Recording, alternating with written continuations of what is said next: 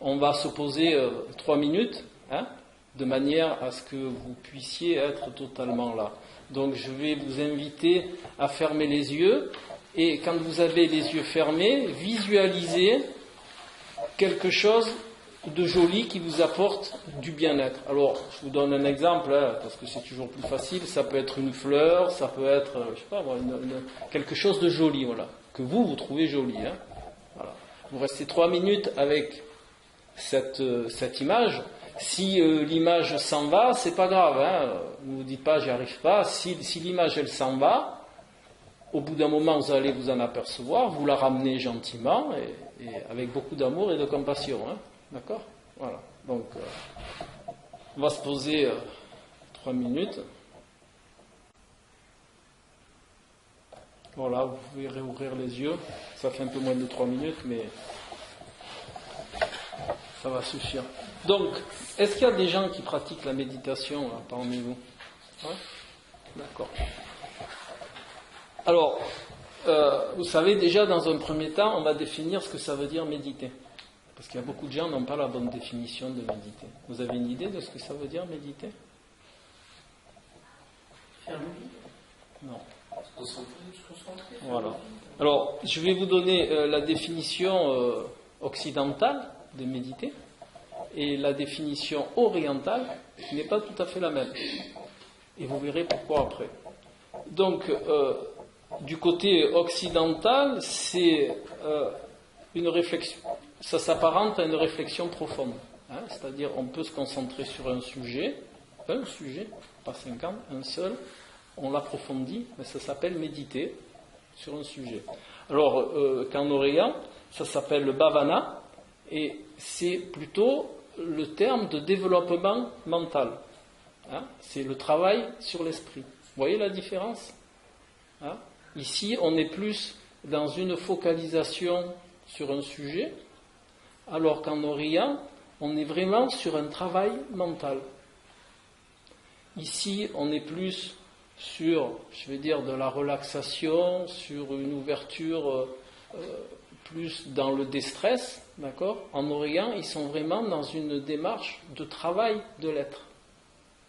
C'est pour ça que méditer n'a pas la même consonance suivant les gens à qui vous vous adressez, si ils ont une définition occidentale ou une définition orientale.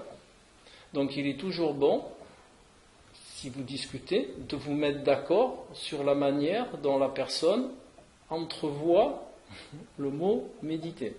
Sans ça, vous n'allez pas vous comprendre, ou alors il va y avoir des quiproquos. D'accord ? Donc ce soir, je vais vous parler des deux manières. Et chaque fois, je vous ferai le parallèle entre l'Occident et l'Orient. Ça toujours garder quand même à l'esprit qu'en Occident, c'est plus quelque chose de relaxant, de reposant, de déstressant, et en Orient, c'est toujours on est plus dans l'esprit. Hein, on est plus dans le travail de l'esprit, on est plus dans la gestion des émotions. Et justement, en parlant de gestion des émotions, c'est là, quelque part, où l'Occident rejoint l'Orient.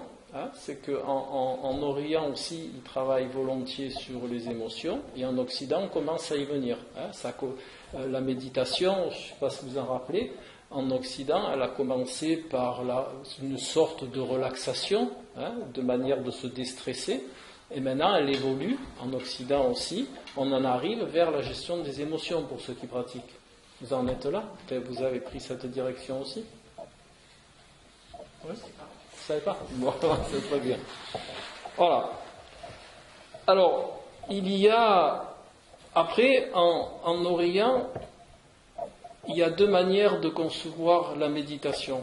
Hein. Il y a le samatha, qui est justement celle qu'on pratique nous en Occident, c'est plus le calme, la sérénité, mais en même temps avec la capacité de focaliser son mental sur quelque chose. D'accord ? Alors vous en avez qui méditent par exemple, focaliser son esprit afin d'espacer ses pensées.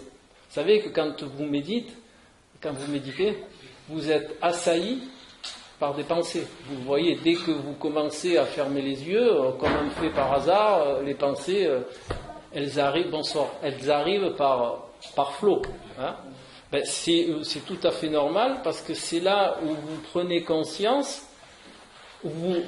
comme vous êtes concentré, ben, vous prenez conscience que vous avez un nombre de pensées incalculable.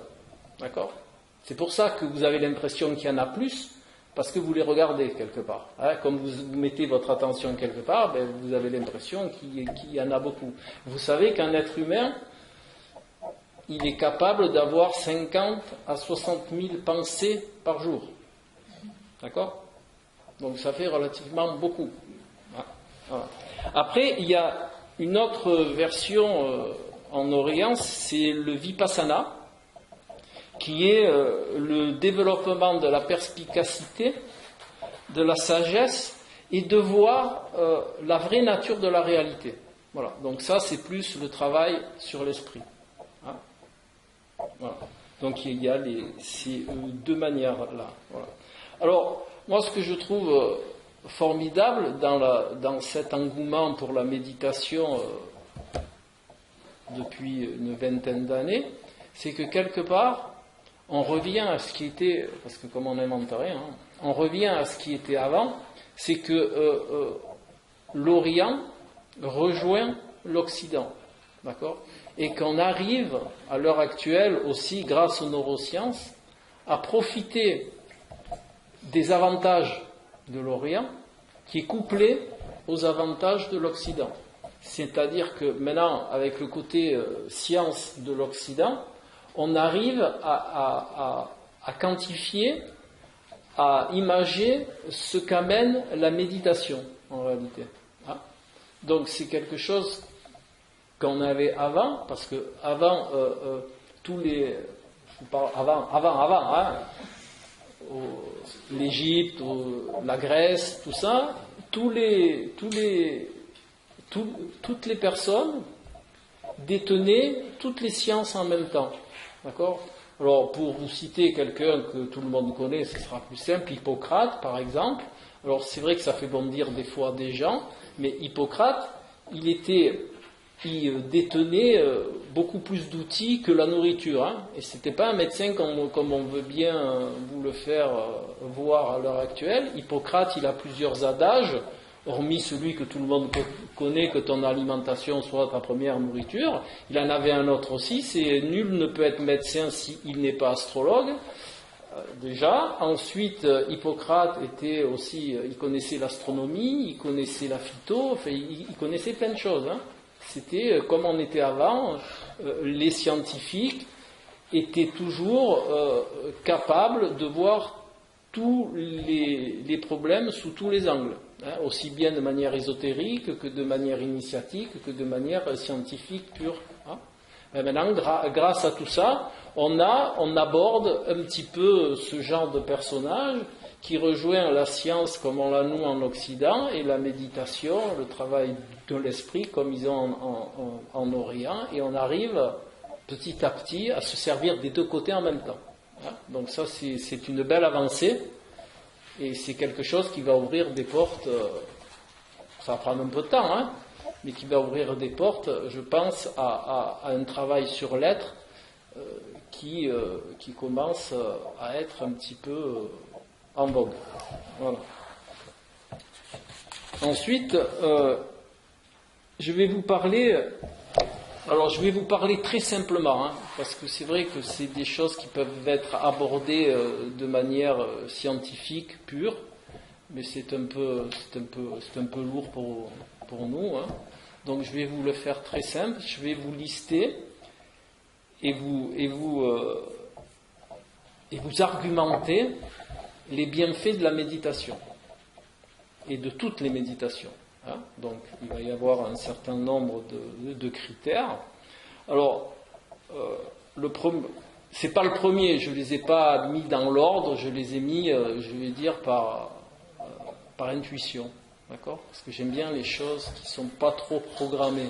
Hein. J'aime bien laisser aller mon intuition, mon ressenti. Donc beaucoup de choses que je pratique sont un peu sous cette effigie. Hein, voilà. Donc la première chose, alors tout ce que je vous dis, c'est couplé par des études. Hein. Je ne vous liste pas d'arguments méditatifs dont je vous parlerai à la fin, qui ne sont pas tirés d'études. D'accord ? Comme ça, on est bien clair. Il n'y a pas d'extrapolation de ma part de quoi que ce soit. Après, je vous citerai mon expérience en tant que pratiquant, déjà, personnel, et en tant que coach dans ce domaine-là. Mais pour le moment, ce ne sont que des points qui ont été prouvés scientifiquement. Hein, et beaucoup par des protocoles d'IRM. Tout le monde sait ce que c'est un IRM. Voilà. Donc la première, c'est que la méditation augmente les fréquences gamma du cerveau. D'accord ? Alors la fréquence gamma, pour ceux que ça intéresse, qui veulent vraiment approfondir, vous avez des écrits sur Internet qui sont très bien. Sans ça, pour vous le faire très court, la fréquence gamma, elle est entre 35 et 81 Hz, et c'est la fréquence du cerveau quand il pose son attention. D'accord ? Donc en faisant tout simple, c'est la faculté d'augmenter son attention. Vous savez que un des plus gros problèmes à l'heure actuelle des gens, et surtout des enfants, c'est qu'ils n'arrivent plus à poser leur attention. Vous prenez un gamin, il va lire les 10 premières lignes d'un truc et puis c'est terminé. Et les adultes, beaucoup d'adultes ne sont pas beaucoup mieux, ils lisent les choses en diagonale, ils sont incapables de se poser sur quelque chose pareil plus de 10 minutes, ils sont distraits, ils vont, ils viennent. Voilà. Et il y a un monsieur qui s'appelle Pierre-Marie Ledo, qui est un neuroscientifique français, et qui en même temps a un poste à Harvard, c'est comme ça que j'arrive jamais à le dire. Voilà. C'est un éminent neuroscientifique, et il appelle ça, moi je trouve qu'il a trouvé un joli nom, après vous verrez pour vous si ça vous convient, il appelle ça de l'infobésité. C'est-à-dire on est gavé d'informations, et de ce gavage ça nous rend anxiogènes. Vous avez des gens, à cause de surplus d'informations, qui deviennent anxieux. Tout ça parce que on a une grande quantité d'informations et on ne sait pas discerner l'information. C'est-à-dire qu'on prend tout, vous devez le voir à votre niveau, vous avez une boîte mail, vous regardez tous les mails, alors que vous en avez les 3/4 dont vous n'en avez rien à faire. Voilà. Donc, si vous voulez vous sortir de l'infobésité, j'adore ce nom-là, Pierre. Voilà, faites preuve de discernement si vous ne voulez pas devenir anxiogène. Voilà, je plaisante, mais ça rend vraiment anxiogène. Hein. C'est prouvé scientifiquement par les neuroscientifiques. Donc, il est de bon ton de vraiment gérer l'information que vous recevez et par de la même, pour ceux qui ont des enfants, de leur expliquer et de leur montrer que tout ne sert pas. Voilà. Et de cette manière-là, déjà, vous dégagerez l'esprit d'un surplus d'informations qui ne vous sert à rien. Voilà. Donc, ensuite, bon, ça c'est plus connu, mais l'explication, elle va être un petit peu plus longue, mais je tenais à vous le dire parce que je sais que ça intéresse beaucoup de gens, surtout nous les occidentaux, moins les orientaux, mais nous beaucoup. Donc, ça réduit aussi le stress, la méditation, d'accord ? Et c'est une autre implication, ça augmente votre système immunitaire. Voilà. Par l'intermédiaire, ça réduit aussi l'inflammation. Et ça, je vous le ferai après. Donc, le stress. Le stress, on sait maintenant que c'est nocif à tous les niveaux. Alors, sur le stress, je vais quand même vous faire un petit aparté qui est important parce que je sais de par mes pratiques que les gens ont tendance à englober. Mais sachez bien qu'il y a un stress adapté pour l'être humain et un stress non adapté. Alors, ce qu'on appelle le stress adapté, c'est celui qui vous maintient en vie. D'accord ? Alors, c'est vrai que maintenant, on n'a plus de rhinocéros ou de tyrannosaures rex qui nous corofessent. Mais on a d'autres dangers, d'accord, comme les voitures, comme voilà, on a des dangers qui sont plus de notre société. Mais le stress adapté nous maintient en vie. Donc celui-là, il est de par son nom adapté. Et le stress inadapté, c'est tout le reste. Et celui-là, il vous tue, simplement. Pourquoi? Alors là aussi, je ne vais pas vous décrire tout le procédé physiologique, mais sachez que le stress inadapté, en fin de course, quand il dure, il vous fait sécréter du cortisol, et le cortisol en grande quantité dans le corps est un poison. Il vous assassine. Voilà. Donc, ça, asseyez-vous. Donc, ça a une incidence là-dessus. Et l'autre problématique du stress, c'est que ça détruit les télomères. Alors, les télomères, je vais vous expliquer là aussi très simple, c'est très imagé. Les télomères, ce sont des petits filaments qui sont au bout des chromosomes. D'accord ? Quand ces télomères y raccourcissent, c'est ce qui procure le phénomène de vieillissement. Et quand ils deviennent très très courts, eh ben, on passe à un autre état, si vous comprenez ce que je veux dire. Voilà. Donc, le stress raccourcit les télomères. Et la méditation engendre un enzyme bénéfique qui s'appelle justement la télomérase, qui fait que ces télomères, ils raccourcissent moins. D'accord ? Donc, je vous laisse la conclusion, ça veut dire qu'on vieillit moins vite. D'accord ? Voilà pourquoi la méditation, de manière scientifique, ralentit le vieillissement. Donc, si déjà vous prenez ces 3 critères, ça réduit le stress, donc vous sécrétez moins de cortisol, ça diminue la rapidité de diminution des télomères, d'accord ? Ensuite, ça booste le système immunitaire, c'est déjà pas mal, non ? Vous connaissez beaucoup de médicaments qui font ça, vous ? Moi, je ne connais pas. Voilà. Donc, ensuite, il y a des questions. Oui, et ensuite, ça a aussi une incidence sur l'hippocampe. D'accord ? L'hippocampe, c'est une partie du cerveau, ça la rend plus dense et plus épaisse. Donc, et l'hippocampe est, entre autres choses, le centre qui permet d'avoir une attention soutenue. L'hippocampe, si vous la cherchez, si vous allez sur Internet, si vous la cherchez, elle se trouve près du cerveau limbique. De toute façon, vous avez des schémas tip-top sur Internet, donc je ne vous en ai pas amené parce que si ça vous intéresse, je ne veux pas vous charger non plus de choses trop scientifiques parce qu'à la longue, c'est pesant. Mais sachez que le centre, ça change et ça c'est mesuré. C'est pas quelque chose, on n'émet pas une hypothèse, c'est mesuré par l'IRM. Vous prenez les grands méditants ou même après je vous dirai combien de temps et comment pour pouvoir changer la structure de votre hippocampe. Mais les grands méditants, ils ont vraiment une structure de l'hippocampe qui est modifiée. Donc c'est prouvé comme on aime nous en Occident, parce qu'en Orient, ils n'ont pas besoin de ces preuves-là. Mais en Occident, l'occidental fonctionne toujours avec la preuve. Donc en Orient, ils savent ça depuis très longtemps, et ils n'ont pas eu besoin d'IRM. Nous, ici, on le sait depuis moins longtemps, et on a besoin d'un stock d'IRM, d'études et de tout ça pour pouvoir accepter que ça soit réel.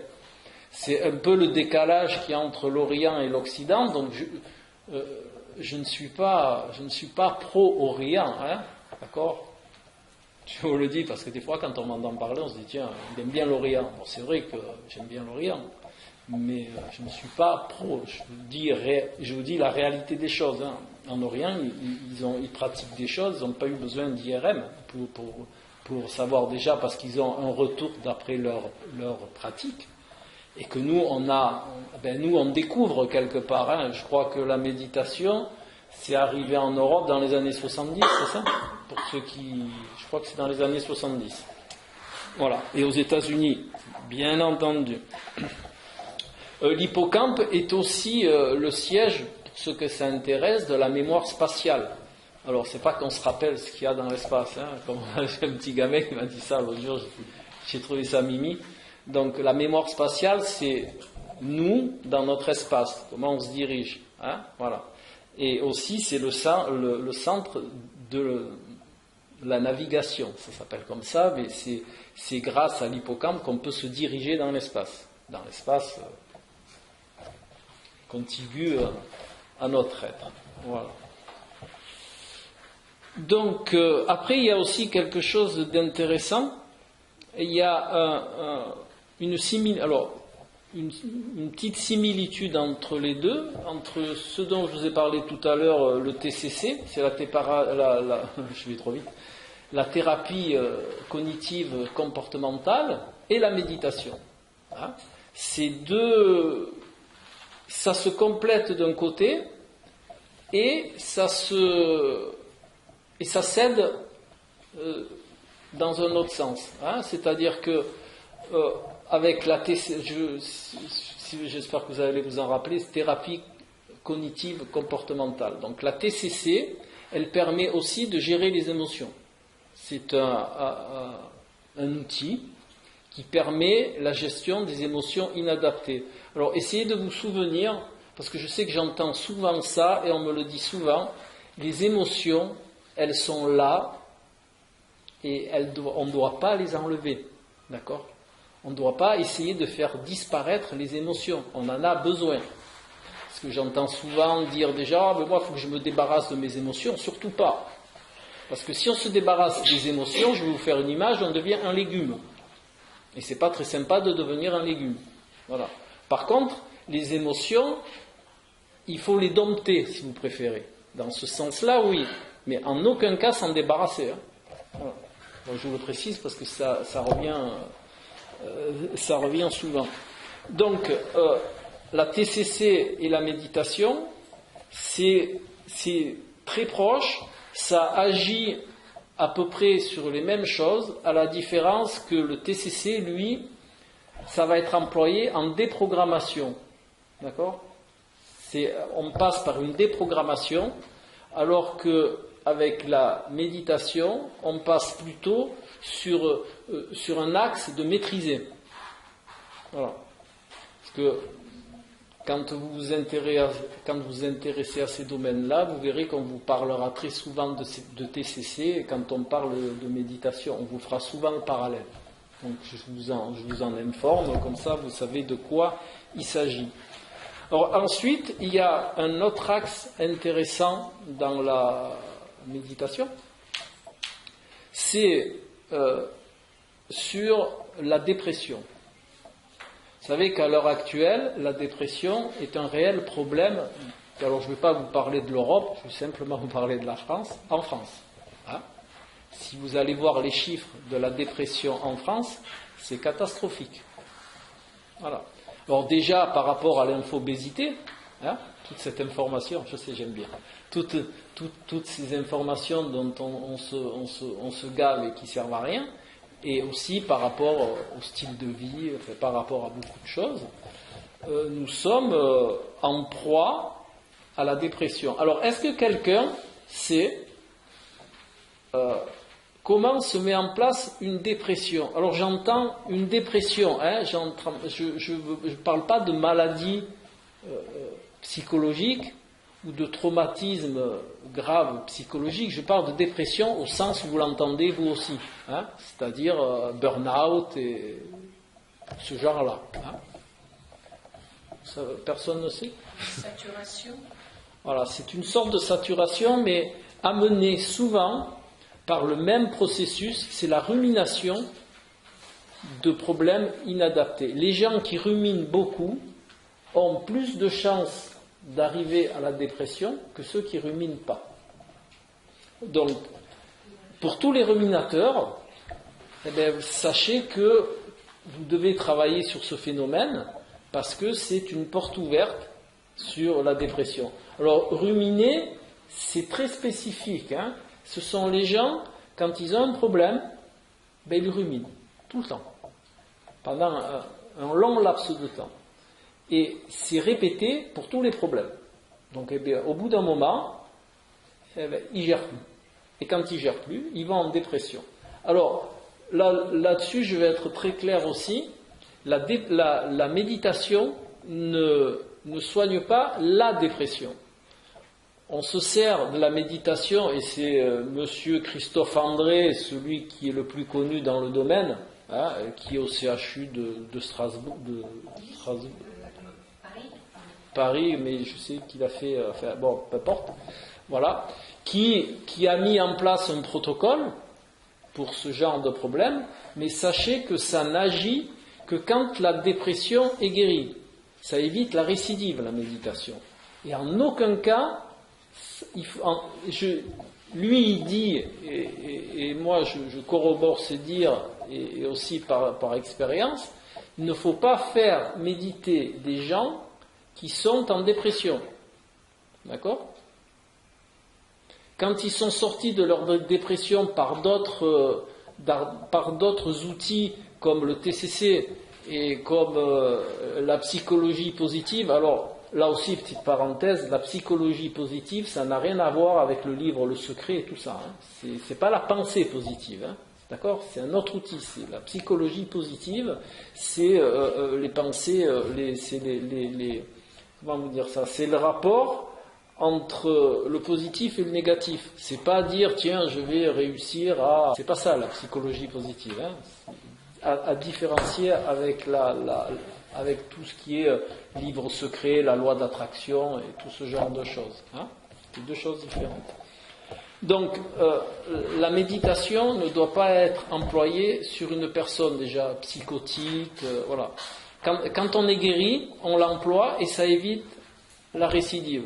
Il y a des études, là aussi, qui ont été faites, qui démontrent qu'une personne qui a eu au moins deux épisodes de dépression, quand on a 2 épisodes de dépression, cela augure qu'on peut récidiver. D'accord ? Ça veut dire que ça peut revenir. Donc, c'est là où rentre en jeu la méditation. La méditation va empêcher ou va, au pire, être porteuse d'une garantie que vous avez 40% en moins de risque de refaire une récidive de dépression. Il y a aussi un effet sur tout ce qui est cognition. La méditation, comme elle permet une plus grande attention, forcément, si vous êtes plus attentif, vous pouvez vous servir de plus de vos potentialités cognitives, c'est-à-dire mémoire. C'est avec la concentration, on peut augmenter la mémoire, qu'elle soit visuelle ou auditive. On a une cognition qui est boostée, employons les mots modernes, qui est augmentée. Voilà. Donc c'est aussi... je vais vous raconter une petite histoire, parce que j'aime bien les petites histoires. Il y a une étude danoise qui a été faite sur 65 000 personnes qui ont été suivies pendant 7 ans, qui montre une réduction justement de ce que je vous expliquais tout à l'heure, de la réduction des télomères. C'est quand même une des seules études où il y a eu quand même 65 000 personnes, ça fait beaucoup, qui ont été suivies sur 7 ans.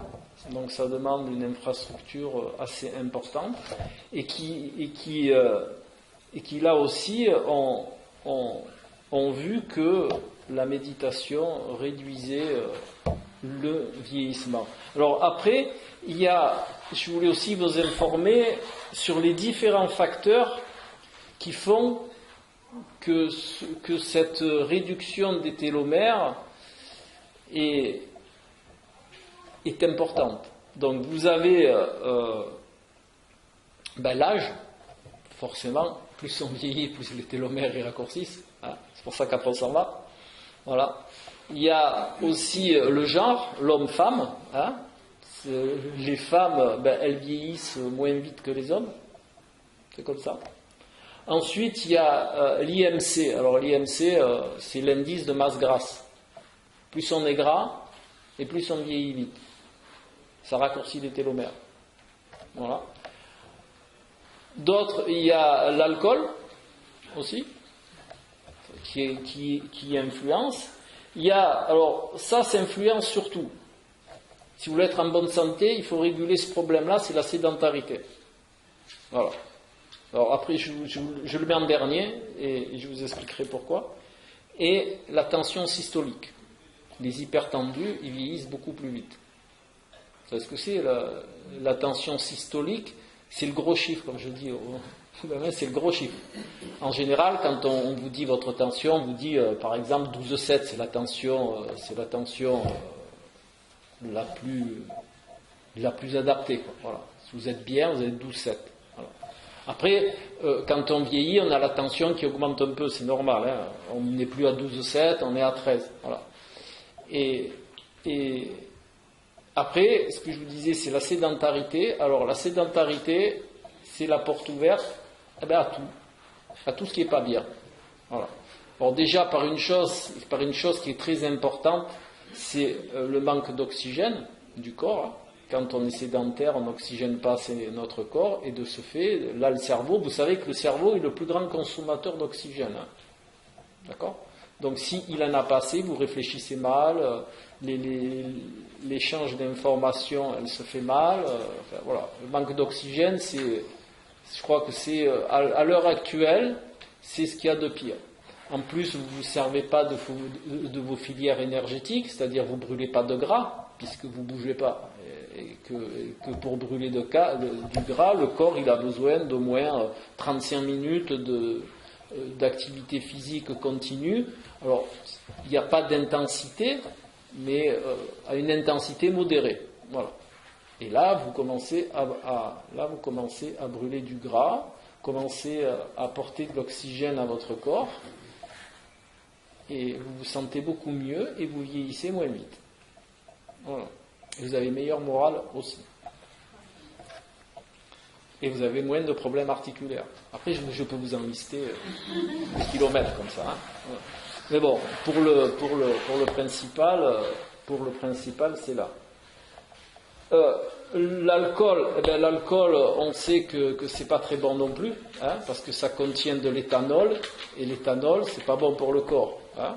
Alors, quand vous buvez, je sais pas, un whisky, un cognac ou machin, c'est vrai que le taux d'éthanol, il n'y en a pas un verre entier, hein, mais si je vous donne un demi-verre d'éthanol comme ça ne va pas vous plaire. Hein. Alors pour tous ceux qui boivent des apéros tous les jours, c'est pas très bon non plus et ça fait vieillir très vite. Hein, voilà. Ensuite, vous savez que à notre époque, il y a quand même un malentendu entre les neurosciences, je vais dire, et le côté spirituel des choses. Pour les neuroscientifiques, l'esprit, la conscience, fait partie de la matière. D'accord ? C'est-à-dire que, pour faire simple, l'esprit et la conscience, ça fait partie de notre cerveau. C'est inclus dans la matière. Alors que pour l'Orient, c'est pas inclus dans la matière. Voilà. C'est la plus grosse différence que vous trouverez entre les neuroscientifiques et je vais dire le côté spirituel oriental. Voilà. Donc c'est important de le savoir parce que on n'entrevoit pas la même démarche. Hein. Quand on conscientise que la conscience elle est interne à la matière et que quand on conscientise qu'elle ne l'est pas, ça met en jeu les phénomènes de réincarnation, ça met en jeu plein de choses. D'accord ? Donc pour tous ceux qui ont une croyance un peu spirituelle, quand vous allez dans les neurosciences, vous êtes un petit peu en désaccord avec ce principe. Voilà. Ça veut dire que, en termes clairs, ça veut dire que le jour où vous mourrez, votre cerveau il meurt, donc il n'y a plus de conscience. La conscience, elle meurt avec la matière. Si de l'autre côté, si vous concevez que la conscience n'est pas inclue dans la matière, ça veut dire que le jour où vous mourrez, ben, la conscience, elle va ailleurs. Voilà. Alors, je donnerai pas mon avis perso. Là, je vous informe vraiment sur la problématique. Alors que, en réalité, ce ne sont que des hypothèses. Hein. Ça, c'est pas prouvé. Par contre, les neurosciences, ils pensent que c'est comme ça. L'autre côté, ils pensent que c'est comme ça. Mais ni d'un côté ni de l'autre, c'est prouvé. Pour le moment, à l'heure actuelle, il n'y a pas de... Voilà. Alors, comme les scientifiques, ce sont des scientifiques qui préfèrent penser que la conscience est dans la matière, et comme de l'autre côté, ils sont très spirituels, ils préfèrent penser que c'est pas dans la matière. Maintenant, je vous laisse libre de penser ce que vous voulez, hein, à votre ressenti, hein, et de ce fait, voilà. Alors, est-ce que vous avez des questions sur cette première partie? Après, on passe au côté méditatif plus concret.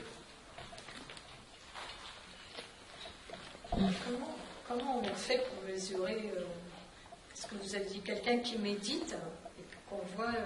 L'hippocampe? Oui. Ben, l'hippocampe, c'est avec les IRM.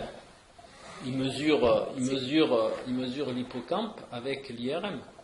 Ça fait une image. C'est petit comment, l'hippocampe? Ben, c'est pas très gros, je ne peux pas vous dire exactement, mais c'est petit. C'est du neurone, donc c'est microscopique. Non, l'hippocampe, c'est pas le bout du neurone. L'hippocampe, c'est une partie du cerveau. C'est là où est concentrée l'attention. Vous avez parlé du bout des neurones, ça c'est... Non, du bout des chromosomes. Ça, c'est les télomères. Mais ça, c'est minuscule. Ça, oui, ça c'est très minuscule.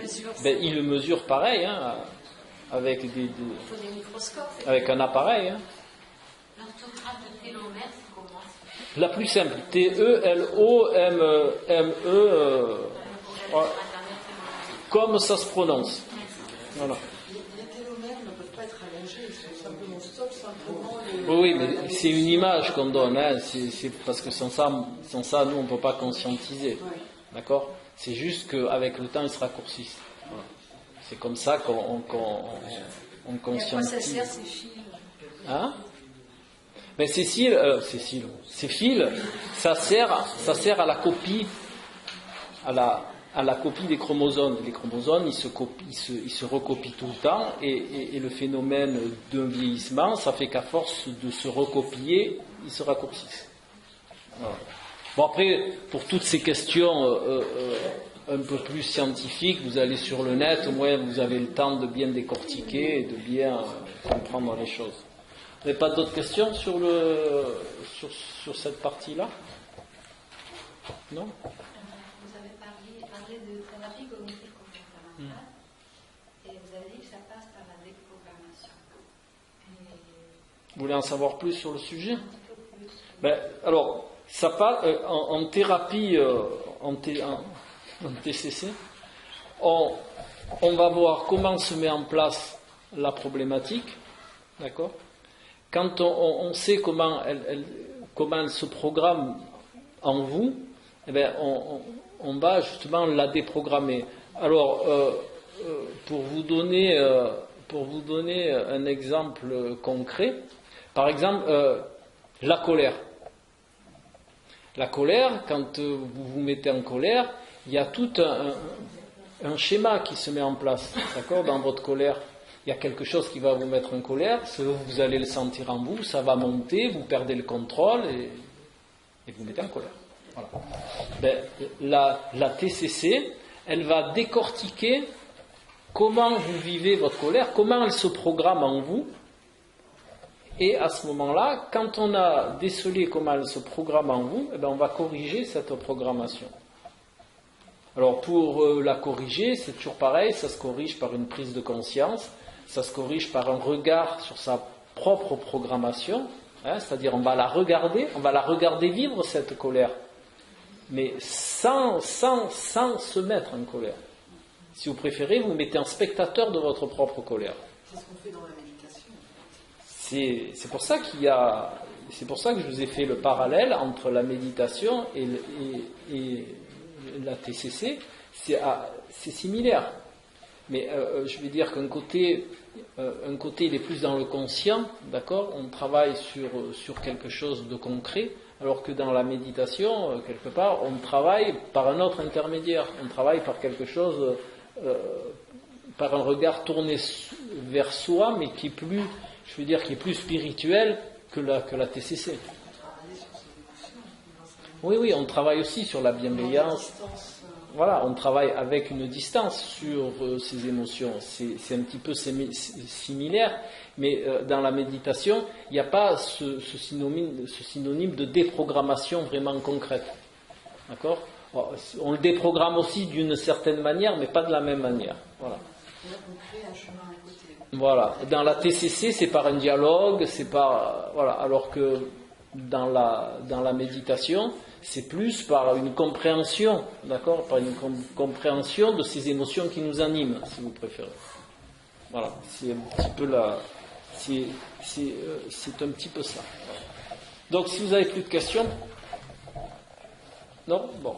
Alors, maintenant, on va parler de méditation, parce que c'est quand même le but. Là, on a parlé un peu du cerveau en rapport à la méditation. Maintenant, on va parler un petit peu de méditation. Alors, à l'heure actuelle, en Occident, ce qui a pris le plus d'ampleur, que tout le monde connaît, je pense, c'est la méditation pleine conscience. D'accord? Enfin, si vous méditez, vous devez connaître ça très bien. Et les autres, vous connaissez la méditation, enfin, hormis le terme. Hein? Donc, la méditation pleine conscience, c'est celle qui est le plus en essor, c'est celle qui est la plus étudiée par les neurosciences, et c'est celle qui est la plus mise en place, surtout sur le côté médical. Hein? Voilà. Donc, en quoi consiste la méditation de pleine conscience? Ça consiste tout simplement à mettre son mental sur tout ce qui est dans l'instant T. Voilà. Donc si vous voulez, on va faire, parce que j'aime bien un petit exercice sur le fait. Donc je vous explique comment ça fonctionne et on va essayer ensemble de le faire. Pas très longtemps parce que c'est pas le but de la conférence, mais on va le faire tous ensemble. Alors sachez qu'en Orient, ça, je vous le dis, c'est un peu plus spirituel. J'aime pas le terme spirituel, mais c'est un peu plus dans la démarche des êtres que nous sommes. En Orient, ils sont au moins méditation pleine conscience. Ils méditent de manière différente. La méditation pleine conscience, j'ai même envie de dire que quelque part, c'est typiquement occidental. Hein. Ça n'a rien à voir avec l'Orient. Donc, je vais vous expliquer comment ça marche, et après on fait le test. Et après le test, vous me direz ce que vous en pensez. D'accord? Voilà. Donc, la méditation pleine conscience, c'est ni plus ni moins que se concentrer sur les ressentis de son corps et sur tout ce qui se passe dans votre environnement dans l'instant T, sans penser sur ce qui se passe. Exemple, parce que c'est toujours mieux avec un exemple. Par exemple, je ferme les yeux, voilà, je me concentre sur mon corps, par exemple, voilà, je sens mes fesses sur la chaise, je sens mes plantes de pied sur le sol, et j'entends un bruit, et quand j'entends le bruit, on entend le bruit. C'est tout. On ne met pas une pensée sur le bruit. On ne se dit pas, tiens, c'est la dame qui a tiré la porte, c'est le chat du 5e, c'est le chat qui miaule parce que la voisine elle lui a pas donné à manger, ça m'ennuie, pour être poli. Vous voyez ce que je veux dire? On n'accroche pas d'émotion et on n'accroche pas de pensée sur ce que l'on entend ou sur ce que l'on ressent. Oui, c'est ça le but de l'exercice. Hein. Comprenez ce que je veux dire? Il y a pas, on n'accroche pas de pensée. Si, par exemple, vous entendez l'ascenseur, vous entendez l'ascenseur. Voilà, vous dites pas, tiens, c'est la voisine du 5e, elle va encore claquer la porte et tout ça, voilà. Alors, tout en sachant que pour nous, c'est un réflexe normal. C'est justement pour ça qu'il est parlé souvent, vous entendrez souvent cette image d'entraînement. C'est un entraînement. Comme on entraîne ses biceps, ses triceps et ses quadriceps, on entraîne notre mental. D'accord ? Donc si un nombre de fois incalculable, ça va vous arriver de dire tiens c'est la voisine du 5e, ne vous en voulez pas, aimez-vous avec beaucoup de compassion, vous revenez à votre état de méditant. Hein? Vous dites pas merde j'y arrive pas, putain fait chier, je peux pas, tout ça c'est à mettre de côté. Hein? Vous revenez, c'est justement ça l'entraînement, c'est vous allez vous laisser embarquer par une pensée. Dès que vous apercevez que vous vous êtes laissé embarquer, vous revenez, tout simple. Il n'y a pas de faute, il n'y a pas j'y arrive pas, il n'y a pas je suis pas bon, et tout ça, c'est pas ça. C'est justement pour vous entraîner à laisser votre pensée et à revenir à votre état. Et ça, vous allez le vivre un nombre de fois incalculable. Donc je vous avertis avant, ne vous en étonnez pas, parce que c'est vrai que dans nos sociétés occidentales, on veut du résultat de suite. Le résultat de suite, ça n'existe pas. Dans tout ce que vous allez faire dans la vie, il y a toujours un entraînement. Il y a toujours quelque chose que vous allez apprendre, donc ça va demander une répétition et puis compagnie. Hein? Autre chose qui est très très importante dans la méditation, qui pour nous, Européens, est très difficile, c'est n'attendez rien. Il n'y a pas d'attente, il n'y a pas d'objectif. D'accord ? Alors pour nous qui avons été élevés dans notre société occidentale dans le contraire, c'est très difficile de ne pas... Alors ça c'est la théorie, mais vous allez certainement attendre quelque chose et vous allez certainement vous poser un objectif, mais vous allez voir qu'avec l'entraînement, ça va s'arrêter ça. Quand vous allez vraiment conscientiser, vous allez vraiment vous entraîner, tout ce fatras d'objectifs, de buts, je dois arriver à ça, ça va disparaître. Quand vous comprendrez la quintessence de ce qu'est la méditation, tout ça, ça va disparaître. D'accord ? Donc vous vous inquiétez pas au début, si vous... on dit ça aussi parce que quand on attend quelque chose et quand on se pose un but, essayez de le concevoir comme ça, vous allez vous fermer au reste. D'accord ? Alors je vais vous donner un exemple. Si je veux passer par cette porte, si je veux sortir de la salle en passant par cette porte, je focalise là-dessus. Si la porte d'ici elle est ouverte, c'est plus court, je vais passer par la porte de là-bas et ça va fermer mon esprit à cette ouverture-là. D'accord ? C'est pour ça que les buts et les objectifs en méditation, ça n'existe pas.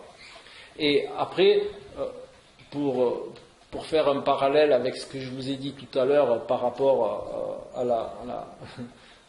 la psychologie positive et par rapport au bouquin Le Secret, tout ça, gardez toujours à l'esprit quand vous entendez parler de loi d'attraction, de tout ça, que l'univers, c'est pas notre catalogue. Hein. Il n'est pas là pour nous, l'univers. C'est pas un catalogue où on va choisir, tiens, je veux ça. Hein. Ça fonctionne pas comme ça. Hein. Donc, voilà. Donc, pas d'objectif et pas de but. D'accord ? Donc, on va faire un petit exercice. Hein. Alors, il y a un autre conseil parmi tant d'autres que je peux vous donner, c'est la méditation. Évitez de la faire après manger, parce qu'on a toujours un petit coup de barre post-prandial. Hein. Donc si vous ne voulez pas vous endormir en méditant, évitez de le faire après manger. Évitez de le faire aussi... ça dépend de votre état. Hein. Après, si vous voulez vous relaxer, vous pouvez le faire avant de vous coucher. Mais si vous voulez vraiment méditer, essayez de méditer le matin, parce que comme vous avez passé une bonne nuit récupératrice, le matin vous êtes vraiment bien, vous avez toutes vos facultés pour pouvoir méditer dans un bon état. Et après, avec l'entraînement, vous pourrez méditer je vous expliquerai que vous pouvez méditer dans une salle d'attente de médecin en faisant la queue à Carrefour. Je sais pas moi, quand vous allez chez votre dentiste, là vous êtes dans une salle d'attente, au lieu de prendre un bouquin, un L ou tout truc comme ça, ben vous prenez et vous pouvez méditer. Hein. C'est beaucoup plus performant que le L. Voilà. Donc, on va faire un petit exercice. Donc là, ça va être très simple. Hein. Vous fermez les yeux. Désolé pour ceux qui ont vraiment l'habitude de méditer, mais ça fait toujours du bien. Vous allez fermer les yeux et vous allez essayer de ressentir toutes les parties de votre corps qui touchent la chaise et vos pieds qui touchent le sol. Hein. Voilà. Donc, vous allez essayer de ressentir ça. Et ensuite, quand vous ressentirez tout ça, vous essayerez d'entendre tous les petits bruits qu'il y a autour de vous, mais sans vous y arrêter. Sans de dire, tiens, il y a quelqu'un qui touche son sac, ou tout ce genre de choses. Vous entendez le bruit, et c'est tout. Le ou les bruits. Hein.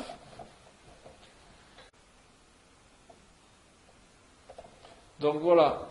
Alors, je vous ai fait volontiers commencer par en réalité la deuxième perspective. Et pour ceux qui méditent, ils ont dû dire, tiens, il a oublié quelque chose. Je fais toujours comme ça parce que pour les gens qui ne sont pas habitués, cette manière de ressentir son corps et les bruits, c'est beaucoup plus facile. Maintenant, on va faire un deuxième exercice qui va incorporer à ce que vous venez de faire, c'est-à-dire la respiration. Vous allez suivre votre respiration. Vous gardez ce que vous avez fait là de la même manière, ressentir votre corps, vos pieds appuyés, hein, les bruits environnants, mais vous allez centrer votre mental sur votre respiration. C'est-à-dire vous allez sentir l'air rentrer, hein, qui est toujours un petit peu plus, je veux dire pas actuellement, mais un petit peu plus frais que l'air que vous allez expirer. Hein, vous allez sentir la différence entre la chaleur de l'air que vous inspirez et celle que vous expirez. Si vous ne le ressentez pas, c'est pas grave. Contentez-vous de sentir l'air qui rentre par votre nez. Hein. Alors, vous pouvez souffler par le nez, mais au début, pour bien ressentir, vous respirez par le nez et vous soufflez très gentiment par votre bouche. Hein. Donc, vous allez inclure cette concentration sur la respiration en plus du reste.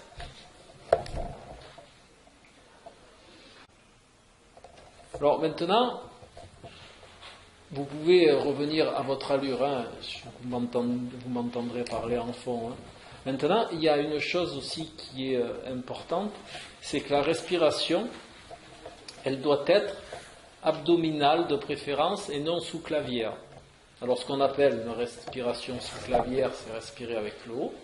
D'accord ? Et la respiration abdominale, c'est respirer avec le ventre. Donc vous devez, en même temps que vous respirez, vous pouvez suivre le mouvement de votre ventre. Alors, il ne faut pas l'amplifier, le mouvement du ventre. Il faut qu'il reste naturel, parce que c'est vrai que les gens, quand ils commencent à méditer, ils ont tendance, on dirait vous savez, un soufflet. Il ne faut pas l'amplifier. Il faut le faire naturellement, à son rythme tranquille. Hein ? Voilà. Et vous verrez que, en plus de tous les bienfaits que je vous ai listés, ça va vous donner sommeil dans le premier temps, et dans un deuxième temps, ça peut faire baisser votre tension. Quand vous avez un peu d'entraînement, pas là maintenant de suite, mais même là, si on vous prend la tension quand vous arrivez et quand vous avez passé une petite demi-heure à méditer, la tension c'est plus la même. D'accord ? Je parle de la tension. Voilà. Donc, pensez à ça aussi, à la respiration, elle se fait plutôt avec abdominale. Alors, je suppose que vous savez que la respiration abdominale, ça a un avantage, enfin ça a plusieurs avantages, mais il y en a certains qui se font très vite dans l'organisme, c'est que ça fait travailler le diaphragme.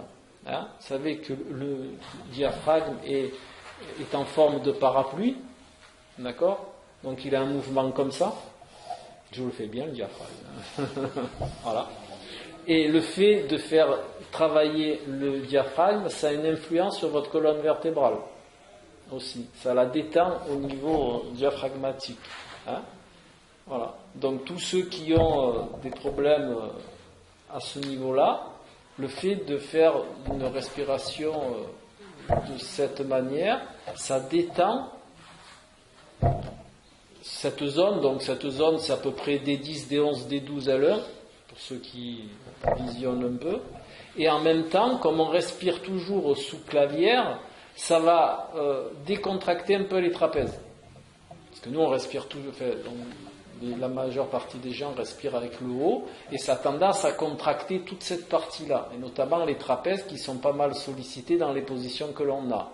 Alors c'est toujours comme ça, on se tient, beaucoup de gens se tiennent un peu comme ça, donc ça contracte les trapèzes, ce qui entraîne des contractures cervicales et qui entraîne des migraines et tout autre chapelet de problèmes. Hein? Voilà. Donc déjà, si vous pouvez aussi travailler là-dessus, c'est un bienfait, je dirais, qui est presque direct. Hein? Voilà. Et en même temps, ça a aussi l'avantage de faire circuler l'oxygène dans le corps.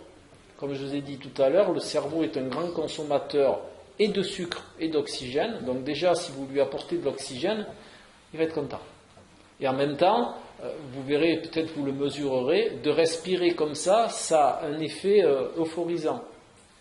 Parce que vous avez plus d'oxygène. Je ne sais pas, non, vous n'avez peut-être pas fait l'expérience, mais quand on vous met un masque à oxygène, ça entraîne une euphorie. Pourquoi ? Parce qu'il y a un grand apport d'oxygène dans le sang. Le fait de respirer comme ça, quelque part, alors c'est pas autant marqué qu'un masque à oxygène, hein, mais ça a un effet euphorisant. D'accord ? Un apport d'oxygène. Et en même temps, toutes vos cellules, elles vont vous bénir. En plus. Voilà.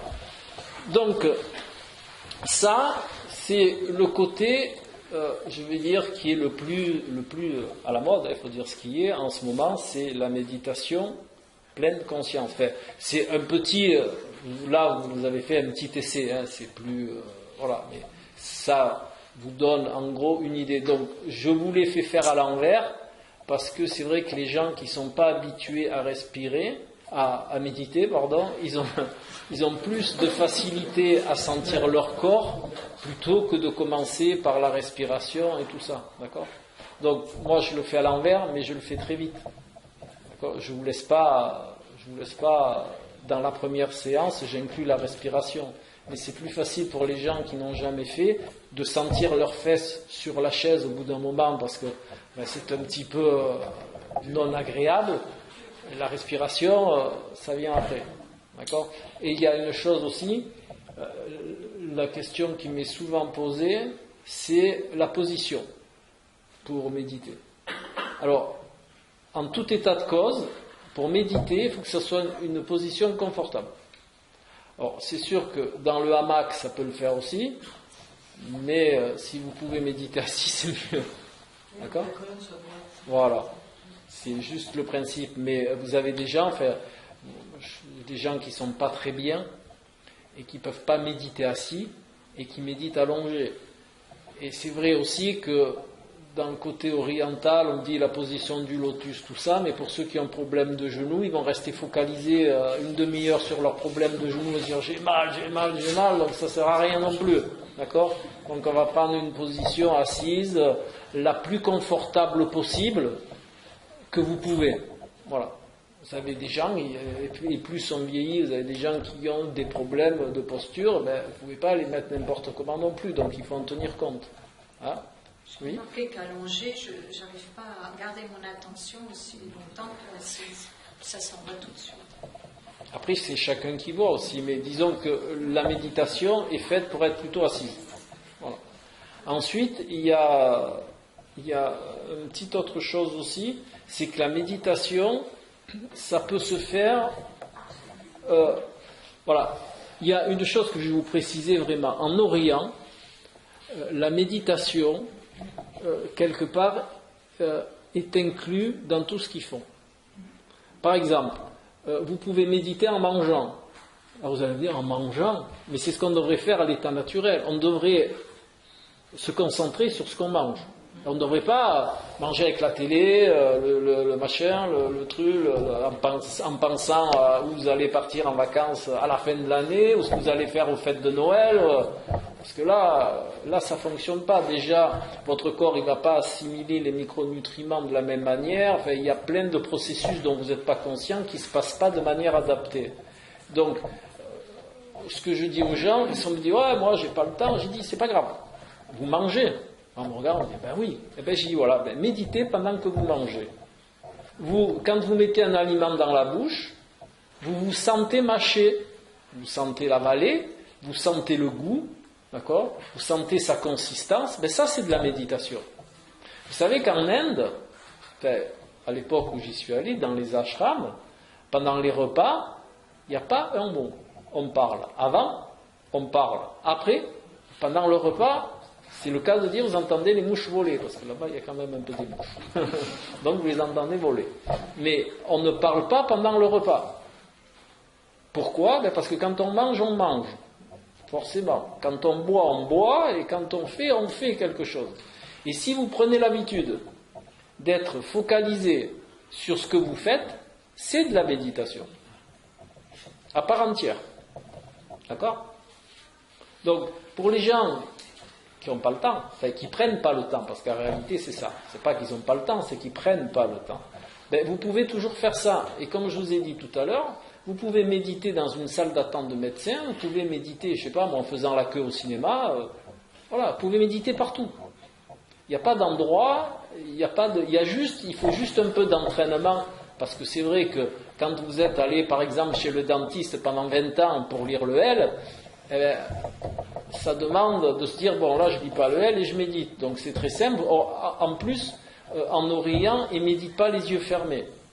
Ils méditent les yeux entrouverts. Parce qu'ils gardent une vue sans s'arrêter sur la vue. D'accord? Ils ont un regard, mais ils ne s'arrêtent pas sur un point donné. D'accord? Ils ont un regard d'ensemble. Ce qui n'est pas enfermant. Parce que quand on ferme les yeux, c'est vrai qu'on se coupe quelque part, on se coupe du monde quand on ferme les yeux, et en Orient, eux, ils se coupent pas du monde, ils gardent les yeux entrouverts. Voilà. En plus, ça a un avantage, qui celui-là est plus léger, c'est que pour ceux qui ont tendance à s'endormir quand ils méditent, le fait de garder les yeux ouverts, on s'endort moins facilement. Voilà. D'accord? En plus, il y a une autre chose pour ceux... Est-ce qu'il y en a qui font du sport? Voilà. Bon. Voilà. Eh bien, ça a un avantage, c'est qu'après le sport, ça permet une récupération beaucoup plus rapide. Et c'est un deuxième avantage dont je vais vous faire part. Vous savez que le sport, enfin, tout dépend le sport aussi, mais le sport dans son terme général, on dit que ça augmente l'immunité. Mais après. C'est-à-dire, je vais vous prendre mon cas comme ça c'est du vécu. Moi, quand je fais une sortie vélo qui dure par exemple 4 heures, quand je rentre, il y a 4 à 6 heures où mon système immunitaire il est en baisse. Parce que c'est la fatigue qui occasionne cette baisse du système immunitaire. Et après 4 ou 6 heures après, par contre, il est plus haut que la moyenne. Mais en attendant, vous restez 4 à 6 heures où votre système immunitaire est en baisse. Donc de méditer après l'effort physique, ça va rétablir l'équilibre justement de cette déperdition du système immunitaire. Voilà. D'accord? Donc pour tous ceux qui font du sport, essayez de méditer après. Alors, après, suivant le sport que vous faites et l'intensité que vous avez mis dans votre effort physique, si vous méditez, d'accord? Voilà. Donc, je suppose que vous n'êtes pas tous à des intensités où vous avez besoin de vous piquer du nez, comme on dit vulgairement dans le sport, mais sachez que même si vous avez une tendance, méditez les yeux entrouverts. Ça va vous éviter de vous endormir. Alors, il y a aussi une question qui est souvent posée, c'est combien on doit méditer pour que ça soit... combien de temps Ben, en général, alors ils ne sont pas tous d'accord, hein, ça c'est toujours pareil. Alors plus on médite et mieux c'est, mais disons qu'on va établir un temps minimum, c'est 30 minutes par jour. Voilà. Bon, c'est pas beaucoup 30 minutes par jour. Bah oui, oui. Tous les jours. Ah bah oui. Ah oui. À vie, même je dirais, à vie. À vie. Voilà. Voilà. Ouais, c'est clair. Hein. Voilà. 30 minutes par jour.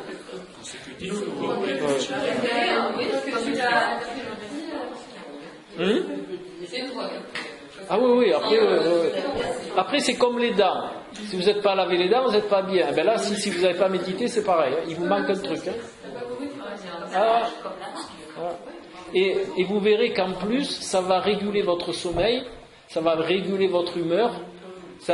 C'est pas des choses que je vous ai dites parce que c'est pas vraiment des choses qui sont très marquantes, mais vous allez voir qu'au bout d'un certain temps, c'est comme le fait du canon de Fernand Reynaud, ça au bout d'un certain temps, ben, ça va réguler humeur, sommeil, attitude, et un jour vous allez vous en apercevoir, et vous allez dire mais je dors mieux, je suis plus relax, je m'énerve moins, je prends les choses avec plus de recul.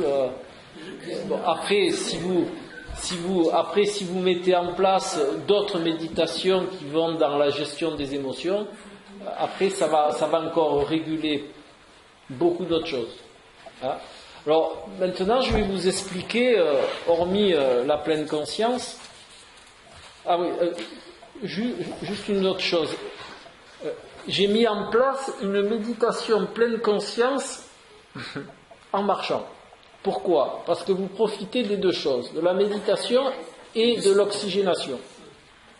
D'accord ? Ça, c'est pas moi qui l'ai inventé, hein. Moi, je l'ai adapté pour nous occidentaux, mais on peut méditer en pleine conscience, en activité. Donc, j'organise des marches, alors très simples, sur la prom, et méditer en marchant. Ben on fait ce que je vous ai dit là, mais au lieu de sentir vos fesses sur la chaise, vous sentez vos pieds sur le sol, vous avez une respiration qui est plus adaptée parce que vous êtes en activité, d'accord ? Après, j'inclus des exercices pendant la marche aussi pour les diverses figures de la méditation. Et en même temps, il y a un travail psychologique, c'est comme on marche, on est obligé d'avoir les yeux ouverts, hein, parce que ça fait des accidents. Hein, voilà. Mais j'apprends aux gens à avoir une vision globale sans s'arrêter sur les choses, à regarder sans voir. C'est formidable ça. C'est-à-dire, vous percevez les embûches, mais sans vraiment les voir. Voilà. Et vous arrivez vous savez que le cerveau, il a deux modes de fonctionnement. Il a le mode de fonctionnement automatique. Alors, automatique, c'est, vous savez, quand des fois ça vous arrive, vous avez pris la voiture, vous ne savez pas comment vous êtes rentré chez vous. Putain, j'ai pas vu le chemin. C'est parce que votre cerveau, c'est votre ami, vous avez mis le pilote automatique et vous avez plus pensé à plein d'autres choses qu'à conduire. Ce qu'il faut pas faire, mais ça se passe comme ça. Voilà. Donc, moi, je vais vous apprendre à vous mettre en mode automatique pour avoir accès à d'autres strates de votre cerveau, c'est-à-dire avoir accès à votre inconscient quelque part. Déjà à votre inconscient personnel et à votre inconscient universel, comme l'appelait Jung. Après, on rentre dans une autre genre de conception de la méditation, et tout ça en marchant. Et si on rencontre une amie, on ne la voit pas. Hop, on passe. Ben, si on rencontre une amie, en réalité, Je t'ai pas vu, je médite.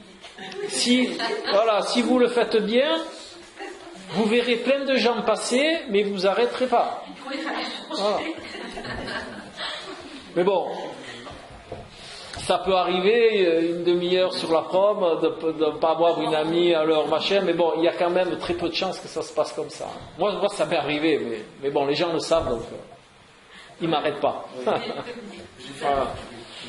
Donc maintenant, on va passer je vais vous donner une idée de la méditation là orientale. Donc, sachez que dans la méditation orientale, il y a plusieurs axes. Hein. Les méditants orientaux, ils travaillent sur la bienveillance, ils travaillent sur sur l'attention, il travaille sur l'amour, hein, et il travaille aussi beaucoup sur les émotions. Alors je vais vous l'expliquer comme ça pour nous occidentaux, par leur opposé. D'accord ? Si vous êtes coléreux, vous allez travailler sur l'amour. D'accord ? Vous allez méditer sur l'amour. Si vous êtes dans l'égoïsme, Pierre, s'il te plaît. Si vous êtes dans l'égoïsme, vous allez travailler sur l'altruisme. D'accord ? Ils travaillent comme ça sur les émotions, les orientaux. Hein ? Ils travaillent toujours par leur opposé. Donc, si vous voulez, on va faire un petit essai comme ça. Donc, là, par contre, en Orient, on se centre sur sa respiration. Hein, quand on commence à méditer, la première chose que l'on fait, c'est se centrer sur sa respiration. Attendez, je vous explique le reste, sans ça vous n'allez pas y arriver. Ensuite, vous allez me dire, mais comment... Alors, par exemple, on va prendre l'amour, ce que j'aime bien. Voilà, je préfère. Voilà. Donc, comment on médite sur l'amour? Alors, quelque part, c'est très simple intellectuellement, et des fois, il faut quand même un certain entraînement. Vous allez penser à un acte d'amour que vous avez ressenti. Vous avez tous ressenti de l'amour? Oui? Bon. Vous allez vous le remémorer, cet amour. D'accord ? Vous allez vous remettre dans la situation, vous allez le ressentir comme quand vous avez ressenti cet acte d'amour, et vous allez le laisser vivre à l'intérieur de vous. Hein ? Vous allez essayer de le garder le plus longtemps possible. Alors c'est le même principe. Quand vous le perdez, vous revenez. Hein ? Sans vous dire tout le chapelet que je vous ai dit tout à l'heure, je ne vais pas le répéter, mais donc dès que ça lâche, vous revenez. Ça va lâcher, vous revenez. Ça va lâcher. Oui, vous vous remettez dans l'état. C'est quoi là ? Ça sera quoi là ? Il n'y a pas de but. Je vous ai dit, il n'y a pas de but, justement. Voilà, revivre ce moment d'amour. Voilà, ça c'est la première chose. Je vous dis, il n'y a pas d'objectif, pas de but dans la méditation. Vous revivez et vous laissez cette sensation, ce ressenti, vivre le plus longtemps possible à l'intérieur de vous. Et dès qu'une pensée va arriver, vous allez déconnecter, c'est tout à fait normal. Vous revenez, vous recentrez, vous revivez ce moment-là. Et vous allez déconnecter et vous ramener. La méditation, pour nous, et même pour les gens qui sont très méditants, c'est tout le temps ça. Si on se laisse embarquer par une pensée, on ramène. Vous savez, on se laisse embarquer, on revient, on se laisse embarquer, on revient. C'est tout le temps. C'est normal. Voilà. Et vous verrez que le laps de temps où vous allez vous laisser vous embarquer, il va s'amenuiser, les pensées vont venir de moins en moins souvent avec l'entraînement. D'accord ? Donc au début, vous allez être assaillis toutes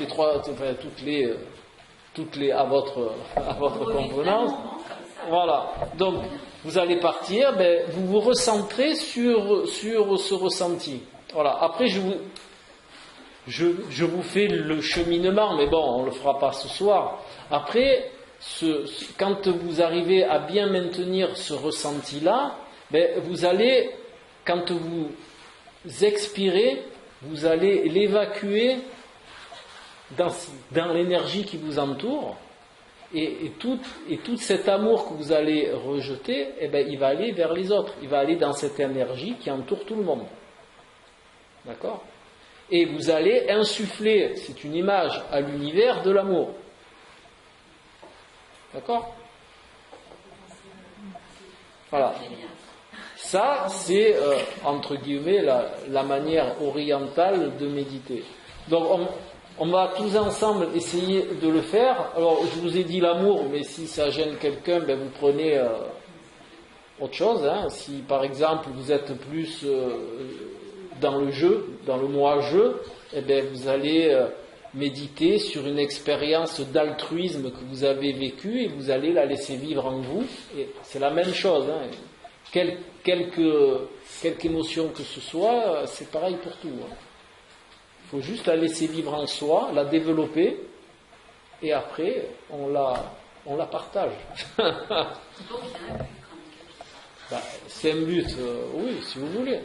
Mais de toute façon, Il y a un but. nous, occidentaux, je vous l'ai dit, normalement, on ne doit rien attendre et pas de but, mais vous allez en mettre, c'est normal. Hein, voilà, donc, mettez, et vous verrez qu'avec la compréhension de la quintessence, au bout de quelques temps, vous comprendrez pourquoi il n'y a pas de but et pas d'objectif. Il y a quand même un but, c'est de devenir une meilleure personne, de s'améliorer. Si vous appelez ça un but, oui. Mais quand vous parlez à un bouddhiste, par exemple, c'est pas un but, ça, c'est un état d'être. Mais nous, on est sur notre chemin. Oui, oui. Voilà, Non, mais je vous comprends bien. On essaie de répondre Ah oui. à la voisine de derrière. C'est pour ça que je vous ai dit, vous pouvez mettre un but si ça vous facilite les choses. Voilà, vous pouvez même mettre un but dans le genre, j'apporte quelque chose de meilleur à mon entourage, parce que ce que je ne vous ai pas expliqué, et c'est normal, c'est les formes pensées. Vous savez que tout ce qu'on pense, ça fait des égrégores de pensée. Ces égrégores de pensée envoient des informations dans les ondes de manière quantique, et tout ça, ça fait que toutes vos belles pensées, elles vont apporter de belles choses à l'univers, si vous allez jusqu'au bout des choses. Voilà, mais il faut commencer par le commencement pour arriver après au reste, d'accord ? Mais pensez que, c'est le cas de le dire, pensez que toutes les pensées que vous avez, elles ne s'arrêtent pas à vous, elles continuent leur vie. Donc si vous pensez de manière adaptée, vous vous faites du bien à vous de par retour, et vous faites du bien à tout le règne, et à tous les règnes. Voilà. Quand vous avez des pensées non adaptées, ça fait du mal à tout le monde. À vous, par retour, et à tout le monde. Voilà. Donc on essaye, vous voulez bien essayer ? Allez, concentrez-vous sur un moment d'amour que vous avez vécu ces jours. Bon, comment vous ressentez ça alors ? C'est différent de ce qu'on a fait tout à l'heure. Hein ? Après, je vais vous expliquer un truc, mais vous pouvez garder les yeux fermés. Hein. Vous entendrez souvent dire que la méditation, ça vient de la religion bouddhiste. D'accord ? Alors c'est vrai et faux en même temps. Parce que dans le bouddhisme, il y a trois choses. Il y a la science bouddhiste, hein, il y a la philosophie de vie bouddhiste, et il y a la religion bouddhiste. D'accord ? Le bouddhisme, c'est fait de trois choses. Donc la méditation, ça vient de la philosophie bouddhiste. D'accord ? Voilà.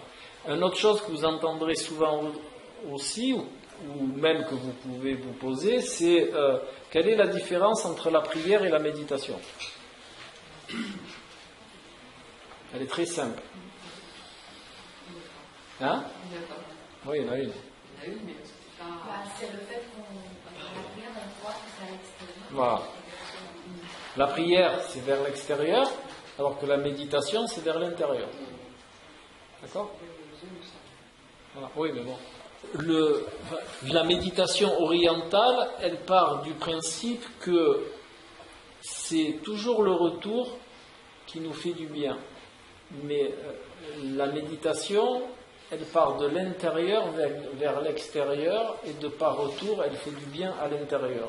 Une sorte de méditation. Après, comme je vous dis, après vous avez la méditation de maîtrise des émotions qui est autre chose. Mais la méditation, c'est toujours envoyer quelque chose à l'extérieur, et par retour, on va en avoir le bénéfice. Parce que nous, en Occident, on parle toujours bénéfice, capital. C'est inclus dans notre... Voilà, c'est retour sur investissement, donc il faut bien en parler quand même, ça, parce qu'on n'est pas des orientaux. Voilà. Donc, vous avez des questions ? Est-ce qu'on peut faire la méditation seul, ou est-ce qu'il vaut mieux être accompagné, enfin, en tout cas, pour débuter ? Ça, c'est une très bonne question à triple effet. Merveilleux. Alors, sur le plan entraînement, il vaut mieux, au départ, être suivi. C'est toujours mieux. Quand, comme tout entraînement, Moi, quand j'ai commencé le vélo, la natation, le machin, le chose et le truc, j'ai pas commencé tout seul. Hein, je suis entraîné avec des gens qui avaient plus d'expérience que moi. C'est le but de l'entraînement. Voilà. Après, ça peut se faire tout seul aussi. Vous avez des gens qui sont autodidactes et qui ne conçoivent pas d'être, je vais dire, initiés. Alors, le mot est un petit peu mal adapté, mais voilà. Enfin, quoi. Mais en l'occurrence, comme tout apprentissage, il vaut mieux avoir quelqu'un. Au moins les premiers temps. Voilà. Ensuite, c'est toujours mieux en groupe, et pourquoi ? Parce qu'il y a eu plein d'expériences, c'est vraiment typiquement d'ici, donc c'est beaucoup d'expériences qui ont été faites sur le sujet des méditations en groupe. Ça fait des formes pensées, ça fait des égrégores de pensée qui sont beaucoup plus puissants que si on médite chacun dans son coin. En plus, d'après le phénomène quantique, il y a une synergie des ondes quand on est à plusieurs. Voilà. Et puis, d'être à plusieurs, ça a quand même un effet boostant. Voilà. Parce qu'il y a, il ne faut pas oublier que, là je vais déborder un peu, mais on est tous, alors que vous le conceviez ou pas, on est tous en interaction et on est tous en interdépendance. Des fois, pour certaines personnes, c'est un petit peu difficile à concevoir, mais c'est vrai que dans notre culture, on vit en ce moment le côté évolutionniste de l'individualisation, mais en réalité, il faut bien garder à l'esprit qu'on est tous interdépendants et tous en interaction. Rien ne peut être seul. Vous le voyez autour de vous, alors je vais vous citer des exemples bateaux parce que c'est le plus facile. Si un jour on enlève les abeilles, on dégage, il y a tout le monde qui dégage. Pourtant, alors les gens me disent, ah oui, mais c'est que des abeilles. Et oui, mais bon, il n'y a pas quelque chose de plus important que l'autre. D'accord ? Il y a des choses qui s'entremêlent et que tout le monde est utile à tout le monde. Voilà. Mais pas seulement nous en tant qu'humains, mais nous on sert aux autres règnes et les autres règnes nous servent. Alors quand je dis servent, c'est servent comme on l'emploie en spiritualité.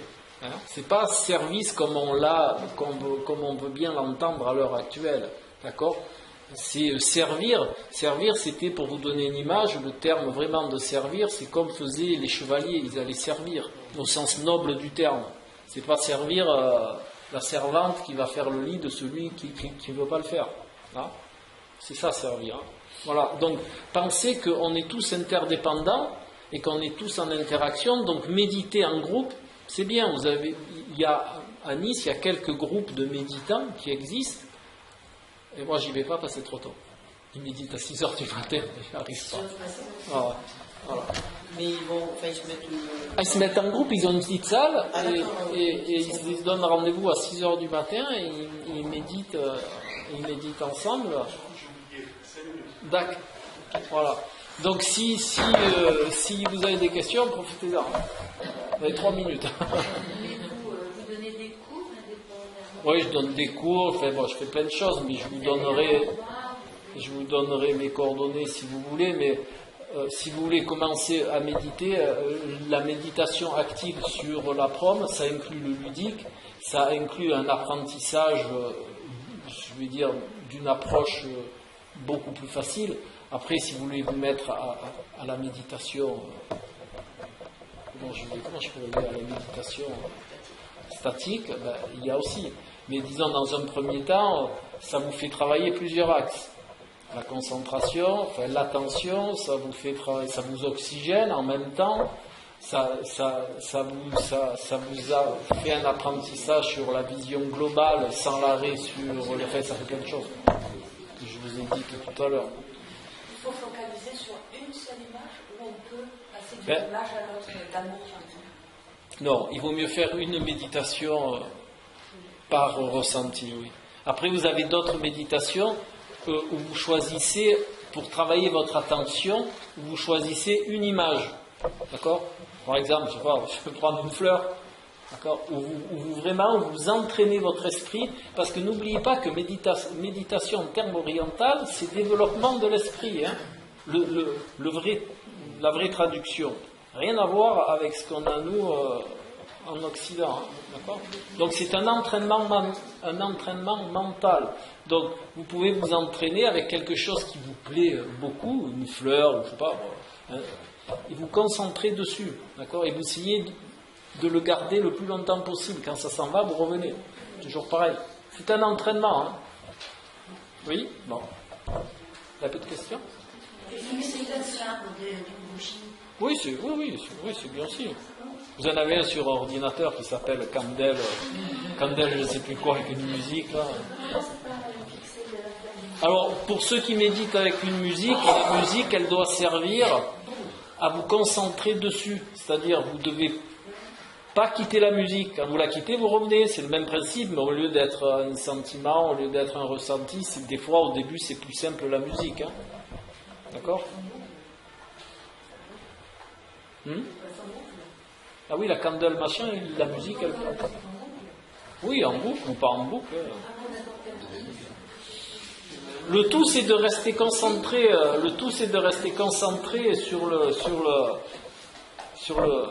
C'est de porter son attention le plus longtemps possible et de la ramener chaque fois où elle s'en va. Musique particulière pour...